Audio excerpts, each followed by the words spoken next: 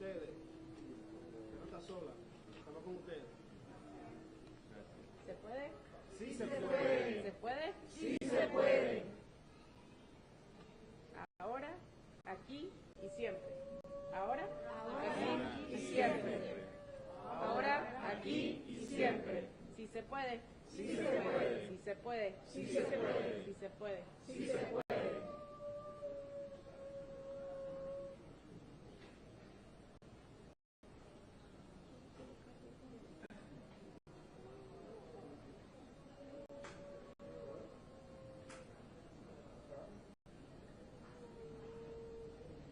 El pueblo unido Jamás será vencido. El pueblo unido, Jamás será vencido. the people united, will never be defeated. The people united, Will never be divided. el pueblo unido, Jamás será vencido. el pueblo unido, Jamás será vencido. ¿se puede? Sí se puede. ¿Se puede? Sí se puede. ¿Se puede? Sí se puede.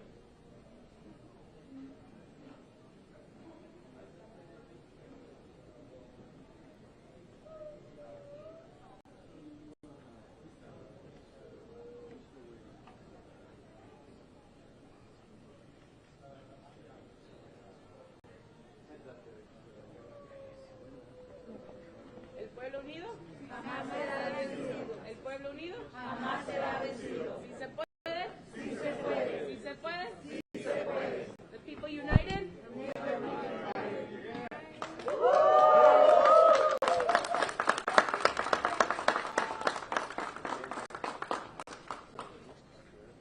si se puede, Sí se puede. si se puede, Sí se puede. el pueblo unido, Jamás será vencido. el pueblo unido, Jamás será vencido.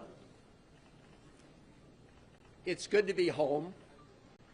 Now we need to end the illegal abduction of Kilmar Abrego Garcia and bring him home too. We're joined by his wife, Jennifer, by his mother, Cecilia, by his brother, Cesar, and thank all of the rest of you who are joining us in solidarity with the Constitution and Kilmar. Look, I'm a little sleep deprived, and I want to be as clear as possible about what this is about and what it's not about. So I'm going to read the remarks that I wrote on the plane ride home. As the federal courts have said, we need to bring Mr. Abrego Garcia home to protect his constitutional rights to due process. And it's also important that people understand this case is not just about one man. It's about protecting the constitutional rights of everybody who resides in the United States of America. If you deny the constitutional rights of one man, you threaten the constitutional rights and due process for everyone else in America. The Fourth Circuit put it very clearly in its strong opinion yesterday, and I quote, "It is difficult in some cases to get to the very heart of the matter, but in this case, it is not hard at all. The government, in this case the Trump administration, is asserting a right to stash away residents of this country in foreign prisons without the semblance of due process that is the foundation of our constitutional order. Further, it claims, in essence, that because it has rid itself of custody, that there is nothing that can be done. This should be shocking not only to judges, but to the intuitive sense of liberty that Americans far removed from the courthouses still hold dear." They summed up the issue at stake perfectly. And that's why the Supreme Court, in a 9-0 decision, ordered the Trump administration to facilitate the return of Mr. Abrego Garcia. Now, the Trump administration wants to flat out lie about what this case is about. They want to change the subject. They want to make it about something else. and they are flouting the orders from the Federal District Court, the Fourth Circuit Court, and the Supreme Court to facilitate his return. That's why I traveled to El Salvador, leaving here on Wednesday. And I want to express my gratitude to members of my family and members of my staff who agreed that we all must be prepared to take risks because of the current risk to our Constitution itself. In addition to having a variety of discussions on bilateral issues between the United States and El Salvador, I had two main goals. One was to urge the government of El Salvador not to be complicit in the illegal abduction and detention of Mr. Abrego Garcia and to release him. I made that request directly to the Vice President of El Salvador. The President was out of country at the time, and I've previously reported on that conversation. My principal mission was to meet with Kilmar Abrego Garcia. I told his wife Jennifer and his family that I would do everything in my power to make that happen. And last night, at about 6:40 p.m. El Salvador time, 8:45 p.m. here on the East Coast, I called Jennifer to tell her that I had met with Kilmar. And I told her what he said to me, which was first and foremost that he missed her and his family. And as he said that, you could see it here. Go down his sheet.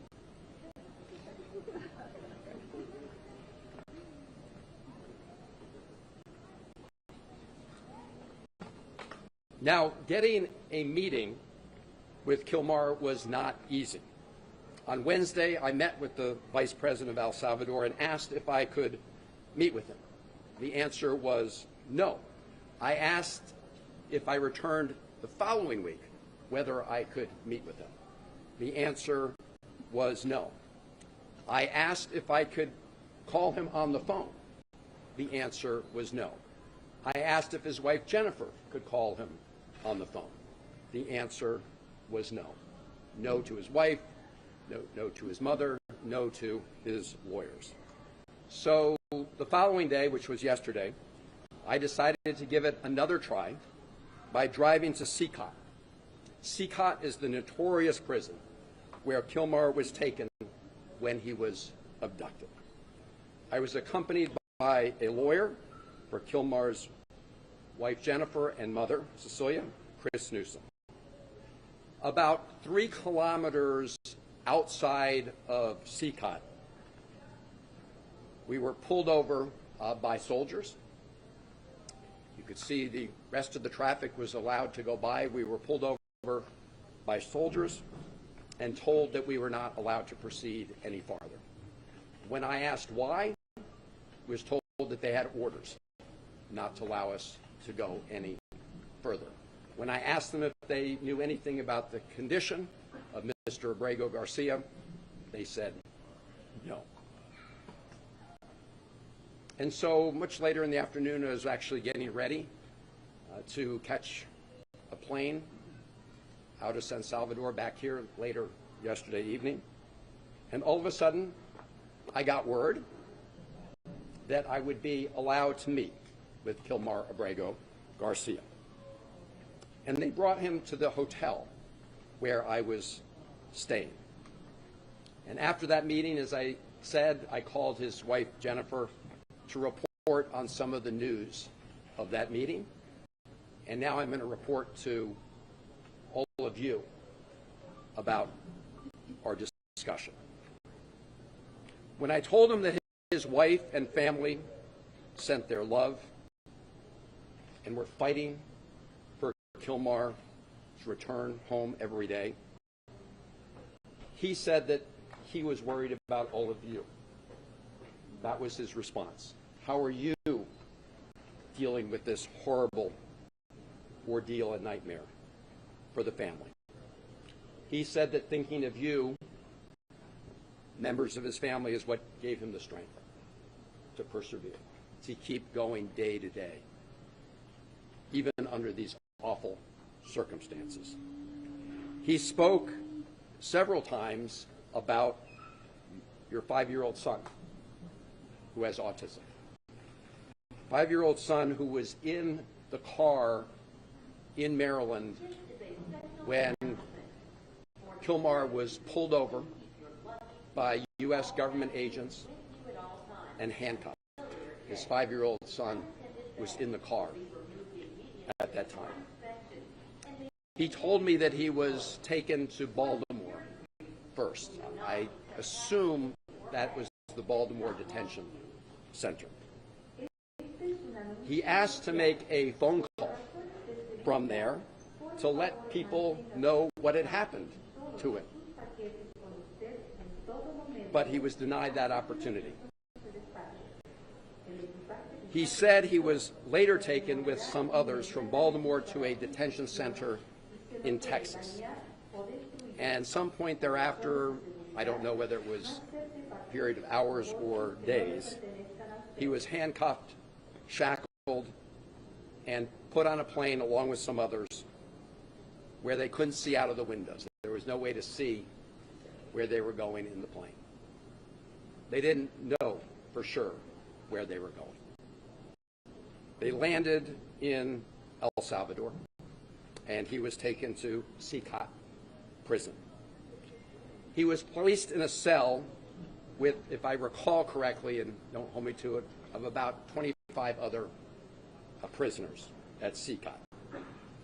He said he was not afraid of the other prisoners in his immediate cell, but that he was traumatized by being at Seacot and fearful of many of the prisoners in other cell blocks who called out to him and taunted him in various ways.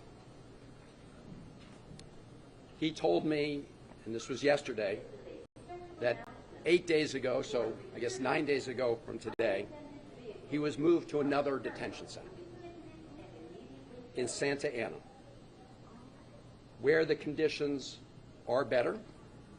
But he said despite the better conditions, he still has no access to any news from the outside world and no ability to communicate with anybody in the outside world. His conversation with me was the first communication he'd had with anybody outside of prison since he was abducted. He said he felt very sad about being in a prison because he had not committed any crimes. When I asked him what was the one thing he would ask for in addition to his freedom, he said he wanted to talk to his wife, Jenna. I told him I would work very hard to make that happen. I told him that in addition to his family, that all of you who are here today were fighting to bring him home. I told him that his brothers and sisters in his union, the sheet metal workers union, were fighting to bring him home. That brought a smile to his face. I told him that millions of Americans understand that what is happening to him is a threat to their own constitutional rights. I told him about the decisions of the federal courts, the district court, the Fourth Circuit Court, the Supreme Court. And I think that in addition to knowing that his family was fighting for him, all of that gave him strength, the fact that all of you here were fighting for him. I want to say something about the Trump administration's efforts to change the conversation about what this case is about. This case is about upholding constitutional rights for Abrego Garcia and for every American. The President Trump and the Trump administration wants to say that those who are fighting to stand up for our Constitution don't want to fight gang violence. That is an outright lie That is a big, big lie. I, for one, have been fighting against transnational gang violence, especially MS-13, for over 20 years, probably for longer than Donald Trump ever uttered those words, MS-13. Over 20 years ago, I worked to establish an anti-gang task force, a regional anti-gang task force in the Maryland, Washington, D.C., and Virginia area. I did it in a bipartisan way with then Congressman Frank Wolf and Tom Davis. And we have made substantial progress in this region. We have a long way still to go, but those efforts have resulted in progress. So I say to the President and the Trump administration, if you want to make claims about Mr. Abrego Garcia and MS-13, you should present them in the court, not over social media, not at press conferences where you just rattle stuff off. Because here is what the federal district court judge said about exactly this issue. This is Judge Zinnes. So she is the federal district court judge in the District of Maryland, where the case first appeared. This is a quote from her opinion. Defendants, and in this case, this is the Trump administration she's referring to, have offered no evidence linking Abrego Garcia to MS-13 or any terrorist activity. And vague allegations of gang association alone do not supersede the express protections offered under the INA, unquote. She emphasized this point, and I'm quoting, "No evidence before the court connects Abrego Garcia to MS-13 or any other criminal organization," unquote. In other words, put up in court or shut up.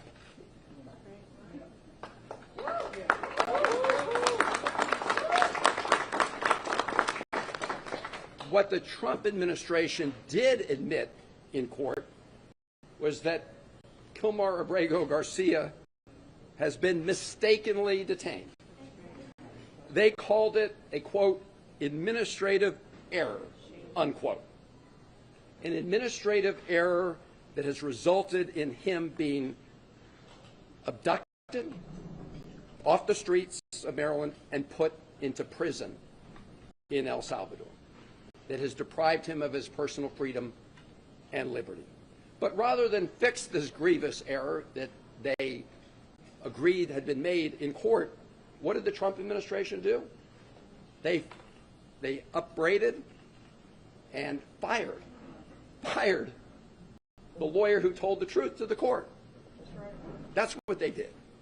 They didn't fix the error. They fired the lawyer who told the truth about this awful, egregious mistake. And now, despite the fact that the Supreme Court has ordered the Trump administration to fix that error, that has deprived Mr. Abrego Garcia of his liberty, they are flaunting, the administration, the Trump, are flaunting the court order to facilitate its return. And the government of El Salvador is complicit in that illegal scheme. So we need to hold both of them accountable, and we can talk more about how to do that. But as I said at the beginning, this case is not only about one man, as important as that is. It is about protecting fundamental freedoms and the fundamental principle in the Constitution for due process that protects everybody who resides in America. This should not be an issue for Republicans or Democrats. This is an issue for every American who cares about our Constitution, who cares about personal liberty, who cares about due process, and who cares about what makes America so different, which is adherence to all of those things. This is an American issue. Now I just want to take a moment. I hadn't planned to do this, but as I was landing on the airplane, I got a transcript of some questions President Trump was asked at the White House today about what I would call Margarita-gate. I don't know if you guys have been following this, but President Bukele, you know, after I met with Kilmar, did this tweet showing us at a table with these two glasses. So here's what happened. When I first sat down with Kilmar, we just had glasses of water on the table. I think maybe some coffee. And as we were talking, one of the government people came over and deposited two other glasses on the table with ice, and I don't know if it was salt or sugar around the top, but they look like margaritas. And if you look at the one they put in front of Kilmar, it actually had a little less liquid than the one in front of me, to try to make it look, I assume, like he drank out of it. Let me just be very clear. Neither of us touched the drinks that were in front of us. And if you want to play a little Sherlock Holmes, I'll tell you how you can know that. So if you look at the video or the picture I sent out from the beginning of our meeting, you'll see there are no glasses on the table. So you'll see in later videos they are on the table. But they made a little mistake, or some people are very careful, right? If you sip out of one of those glasses, some of whatever it was, salt or sugar, would disappear. You would see a gap. There's no gap. Nobody drank any margaritas or sugar water or whatever it is. But this is a lesson into the lengths that President Bukele will do to deceive people about what's going on. And it also shows the lengths that the Trump administration and the president will go to, because when he was asked about a reporter about this, he just went along for the ride. So the White House and the president have been lying about this case from the beginning. They've been trying to change the subject from the beginning. As I said, and the courts have said, from the Supreme Court to the Fourth Circuit to the District Court, what this is about is adhering to the Constitution, to the right of due process. And that's why we say, bring Kilmar home, so he can be afforded his rights under the Constitution. That's just what this is about. Kilmar has any idea the firestorm his deportation has caused here in America? So I told him. That was the first he'd heard. You can address the camera. Sure. The first he heard is that after I told him that his family was fighting for him, I told him everybody else that was fighting for him, including his union members, but also people from across Maryland, in fact, across the country, who recognize that depriving Kilmar of his constitutional rights is a threat to everybody who resides in America. He had not heard that. I believe that gave him additional strength. Senator, what did Abrego Garcia say that the officials in El Salvador told him about why he was sent to that prison and how long he would be there? They haven't told him anything about why he was sent. Or how long he would be there? They didn't tell him anything about that. In fact, I asked the vice president exactly that question. You know, why is he here? Is he violating any laws in El Salvador? Do you have any proof that he's committed a crime? No. Why are you here? Why is he here? Because the Trump administration is paying us to keep him here. Did he say what he heard from other migrants that were also there, that were also deported to that prison? Did what? I'm sorry. Did he say what he had heard from others who were also deported to that prison? He did not know about what was happening in the outside world. And let me just say, at CCOT, I want to be really clear.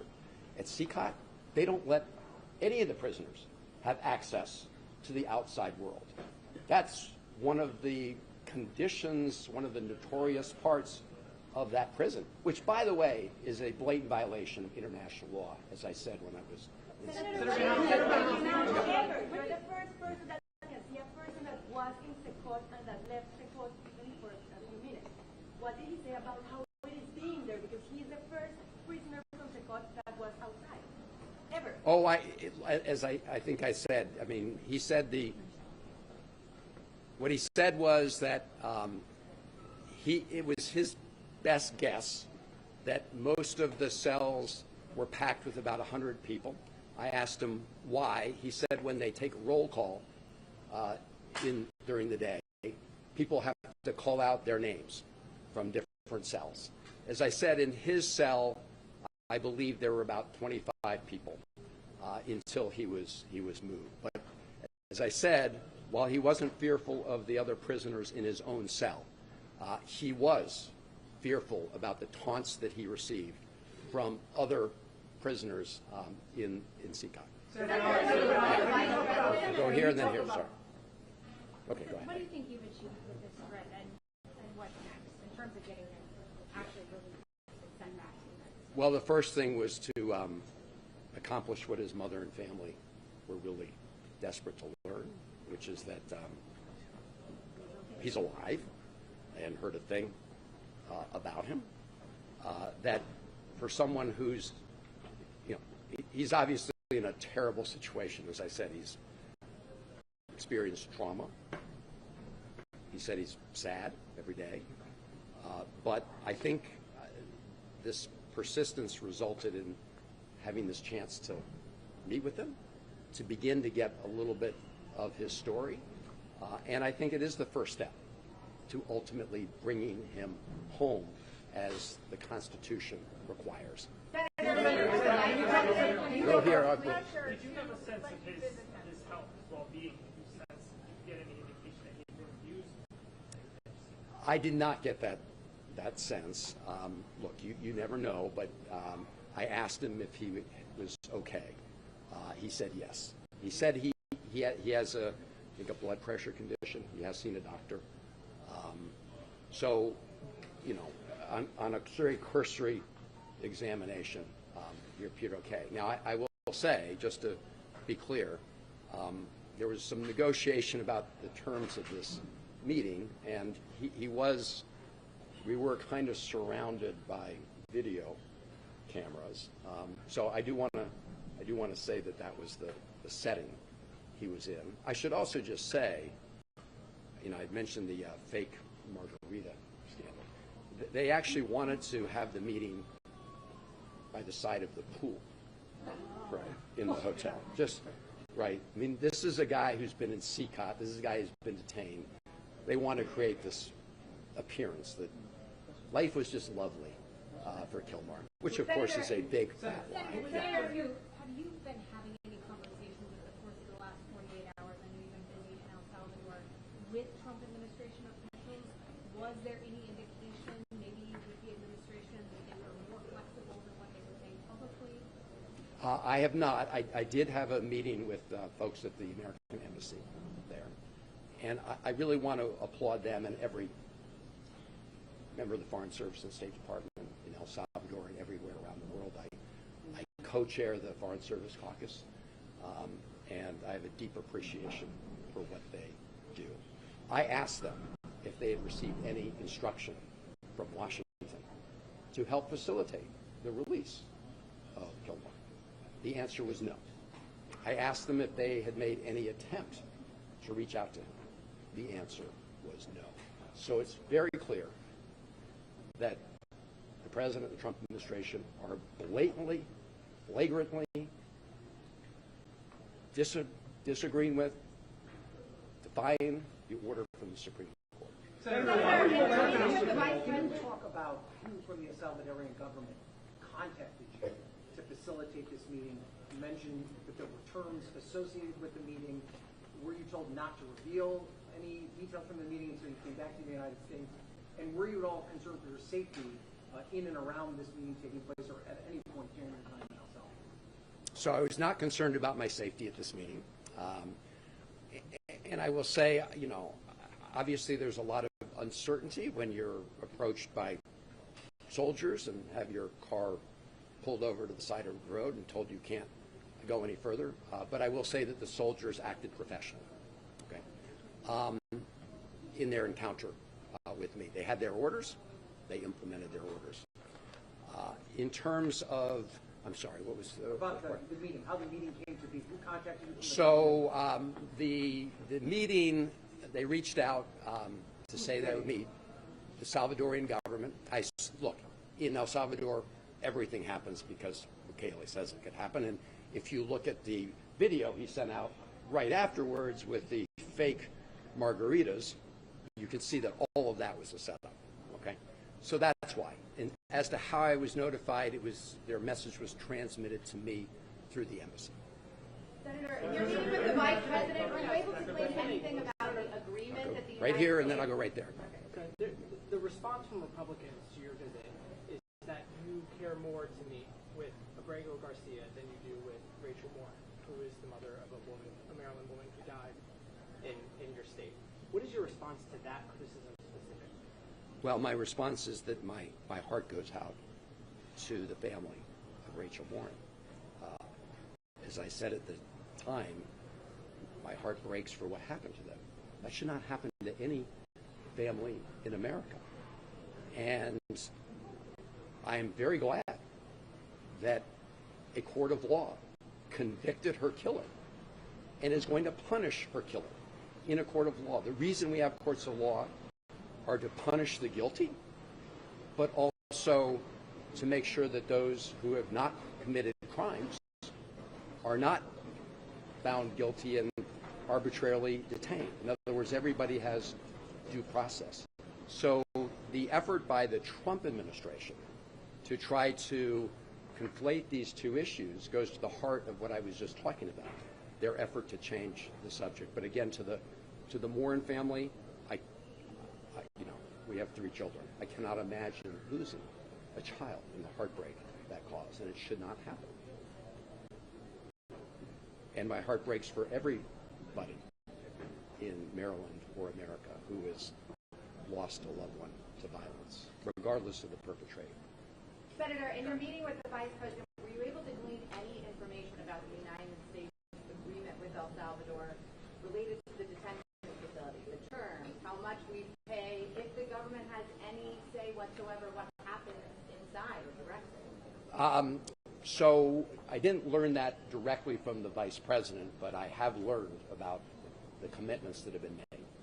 So the Trump administration has promised to pay El Salvador $15 million to detain these prisoners, including the illegally abducted Kilmar. My best information, and it's pretty good, indicates that to date they've paid out more than $4 million of that $15 million. As to the terms of an agreement, I've not seen an agreement. I don't know whether there is an agreement that specifically spells out the terms and conditions here. I am aware that there was some document that memorialized the payments, but again, I do not know in any way if it goes through the details. Senator, what's the next step here in light of the defiance or perceived defiance from the Trump administration? What does Congress do? So, everybody asks those of us who are Democratic senators whether there's any bottom line where Republican senators will say enough's enough and won't simply continue to be rubber stamps for the Trump administration. So far, we haven't hit bottom. In this case, we have what I believe is an outright defiance of the Supreme Court. People still may want to hang their hat on the fact that it hasn't been completely adjudicated. As you know, the federal district court judge has ordered depositions of the administration officials. The Trump administration appealed it. That's what the Fourth Circuit decision was all about. That may well go to the Supreme Court. I don't know if the Trump administration is appealing that. So the question is there any point when the president is violating the Constitution of the United States that Republicans will stand up for the Constitution rather than just continue to do the bidding of the Trump administration? When it comes to Congress. But let me say something on that. Not totally powerless. Because appropriations need to go through the Congress. And that $15 million, you can be sure we're going to be looking for where it is. Because that wasn't authorized in previous appropriations. We're operating under a continuing resolution. Now, they may try to pretend they can transfer that, but there's some indication that they were planning anyway until now to make that as part of the request. And you can be sure that I won't support the use of 1 penny of taxpayer dollars to keep Abrego Garcia illegally detained in El Salvador. And so as part of that process, yes, Democrats, at least in the Senate, have some sway. Now, I want to say something about the government of El Salvador. They are making a huge mistake. You know, they want to brand themselves as a country for technology. You know, the president said, you know, Bitcoin is legal tender. But now what they're branding themselves as the place for these huge prisons where people who are illegally abducted are warehoused. That is not a good look. There are also other things Americans can do with respect to economic pressure on El Salvador. People can stop traveling there. Actually, tourism's been going up. They can stop traveling there. There may be states that decide, you know, they don't want any of their pension funds invested in companies that invest in a place like El Salvador. So there are many things that can be done. And I just urge the president of El Salvador, the vice president of El Salvador, to rethink whether they want to become the place that just gets paid off for being complicit in this illegal scheme. Senator, what's your colleagues your party leadership? What's your colleagues' plans to go down? Okay, we'll do. We'll do two more. We'll do two more right here. Why did the Salvadoran government reverse itself on allowing you to meet with Mr. Abrego Garcia after telling you no? And also, do you have a sense of why the government transferred Mr. Abrego Garcia from CCOT to this other prison in Guantanamo? Yeah. Well, I think the reason they relented is pretty clear. They were feeling the pressure. I mean, they were feeling the pressure because while I was in El Salvador, we had 2 major press conferences that included the local press who reported on this. And I think that they decided that it was not a good look to continue to detain Abrego Garcia without anybody having access to him. There's no other explanation for the fact that they said no, no, no, no, no, and then prevented us from going to the prison. So that's why. I'm sorry, what was the second part of your question? The second part, why, and welcome home. Why did they transfer him from CCOT to the other prison? Oh, well, I mean, number one, I will say my main request was to meet with him. And as I said, he's no longer at CCOT. So he's at a different prison, which is pretty far outside of San Salvador. But in addition to that, I didn't even know that. I mean, so as we all thought he was at CCOT. I mean, until I met with him. That's why I tried to go to CCOT. So I think that's why they brought him. He wasn't brought him to see me. Senator, what actions do you advocate your party taking to prevent future deportations like this? Do you think that the White House was involved at all in facilitating this meeting? I do not. I do not. Do you think that I have no basis for that. Have you spoken to any of your colleagues who say that they plan to go down now that the president seems to shut the door? He lets you meet with them, but he said he's going back to detention and will not return. Have you spoken to them, and what do they hope to accomplish going forward? So I've told the vice president of El Salvador that I may be the first senator member of Congress to be in El Salvador, to come down to El Salvador, but I won't be the last. There are others coming. I've got to give them a call after this meeting to brief them on my trip. But this goes back to the fact that, you know, El Salvador is making a big mistake. President El Salvador is making a big mistake in being complicit in this illegal scheme. How long did you meet for? How long did you We met for over half an hour. There was no. Senator, what else can your Democratic colleagues do to prevent future illegal deportations like this? You mentioned the International Covenant on Civil and Political Rights. Yes. Do you think that, and El Salvador is a party to that, do you think that your mentioning of that is part of what facilitated? I think it could have been a factor because they are in blatant violation of that requirement, that international law requirement. Not only in this case, but actually in all of these cases, because I said the policy at that prison, CCOT, is to have no communication, not with your lawyer, not with your family, with nobody. That is a violation of international law. And as I mentioned, El Salvador is a signatory to that. Thank you all very much for being here. And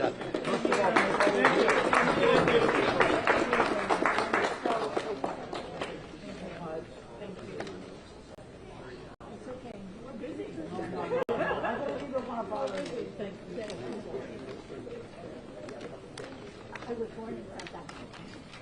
Yes. And I was raised in December, and we were kids and young. Not about you. Thank you. No, I'm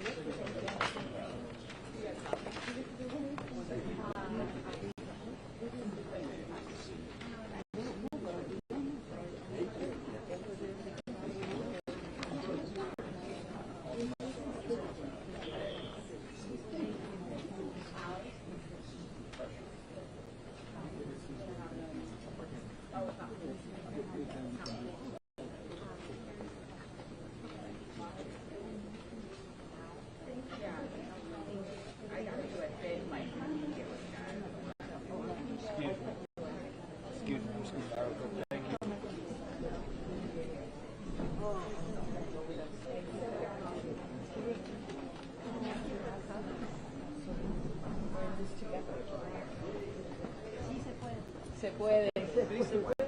Sí se puede. Se puede. Sí se puede. Se puede. Sí se puede. Se puede. Sí se puede. Se puede. Se puede.